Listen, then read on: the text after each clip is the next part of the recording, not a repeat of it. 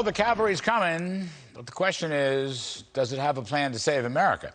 Joining me now to talk about it is Senator Mike Lee, member of the Judiciary Committee and the author of a new book, Saving Nine, the fight against the left's audacious plan to pack the Supreme Court and destroy American liberty. Senator Lee, great to see you, sir, as always. I want to get to your book, and I want to get to the Supreme Court, and I want to get to why Merrick Garland is not arresting protesters outside their homes. But before I do, I want to bring you into our conversation. We had Steve Moore and Art Laffer, two good friends of yours, as well as mine. The GOP needs a plan for the elections, what I'm saying. We're in a terrible position. High inflation, recession looks like it's coming. Everything's gone wrong. Real worker wages are falling badly. You know all this. The question I have is, will the GOP senators and Senate candidates have a growth plan that would include, you know, lower taxes, deregulation, freezing spending, protect the dollar, that sort of thing? I think some of your colleagues have it and some of them don't want it. What's your take? Yeah, my take is that we need one and that it ought to consist of two primary features. Number one, extend the protections of the 2017 Tax Cuts and Jobs Act, making those tax cuts permanent. Number two, passage of the REINS Act. The REINS Act, it's a long title of the bill with a long acronym. It's very simple. The REINS Act simply says that we ought not pass laws through unelected, unaccountable bureaucrats. We need to put the lawmaking power back in the hands of elected lawmakers, as the Constitution already requires. Sorry. That's the regulatory or the deregulatory act. Is that right? Yes. So we're getting at, with step one, taxes, and step two, regulations. As you discussed on your previous segment, you get less of activities that you tax. You also get less of activities that you regulate. And so this plan, my two-part plan, gets at both of those. And look, nothing, if I had to choose even between the two of them, I would say get to the REINS Act even first. There is nothing that even compares to the REINS Act in terms of what it could do for us by way of low-cost economic stimulus that's counter-inflationary. That is the winning combination we need right now, and that's why we should be focusing all of our efforts on passing the REINS Act and all of our campaign efforts on touting the need to restore the lawmaking power to the people's elected lawmakers. Yeah, I mean, look what's happened. We've over-regulated fossils, so we're short oil and we're short gasoline. I mean, right now the problem's not Putin, the problem's us. We're undersupplied oil and gasoline, so the prices are high and it's killing the middle class. Just last one on this. Do your colleagues agree with you about having a plan as the cavalry makes its way? Not all of my colleagues are in agreement that we need a plan. I'm increasingly attempting to persuade them we ought to have something. If you don't want to call it a single plan, that's fine, but we ought to have a couple of agenda items that we identify as our lead prerogatives. Yeah. And I see no reason why taxes and regulatory reform ought not be chief among them. Because, again, both of these are pro-growth.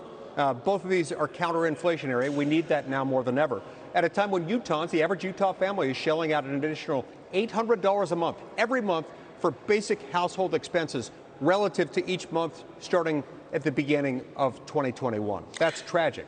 Senator Lee, let me turn to the court. I don't understand why Attorney General Merrick Garland is, right now, why isn't he arresting protesters in front of the Supreme Court justices' homes? They are against the law.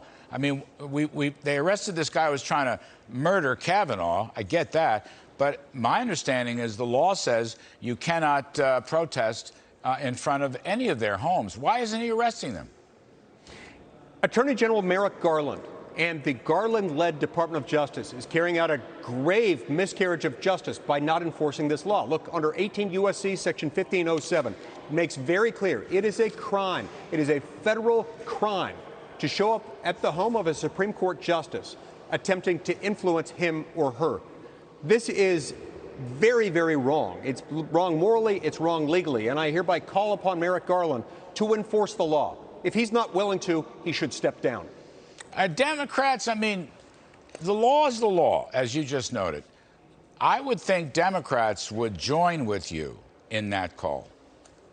I would think so. And yet you don't have that, Larry. What you have is the President of the United States, the leader of the Democratic Party, openly encouraging it, saying that he supports it, saying through Jen Psaki just a couple of weeks ago, and to my knowledge it's never been retracted, that he supports people doing this.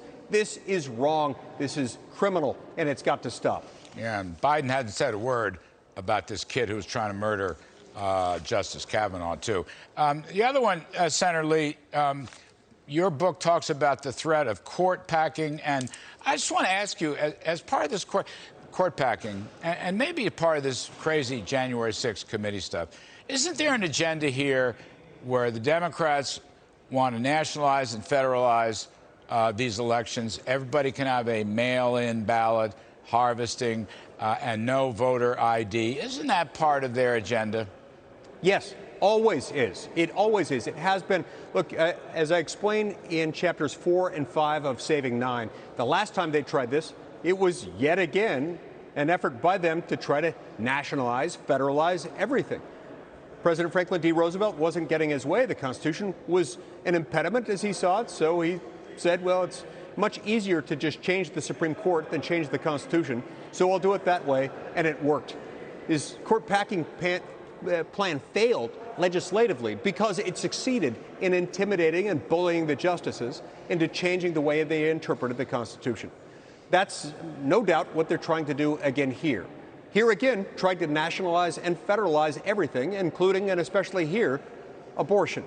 When they don't like the answer the Constitution gives them, they look for ways to change the Supreme Court rather than ways to amend the Constitution because that's too cumbersome for them to bother with. And that's why I wrote Saving 9. Over a year ago, I started predicting that there would be this massive movement afoot by this year if the Supreme Court, as I predicted then, moved in a direction of recognizing the Constitution, reserves this to the people. It doesn't make it an issue to be decided by Supreme Court justices. Now, that's why all of your viewers need to go out and buy a copy of Saving 9. It's a great Father's Day gift. It's a book that once you read it, you'll never lose another political argument again that has anything to do with separation of powers or with federalism, the relationships between the states and the people.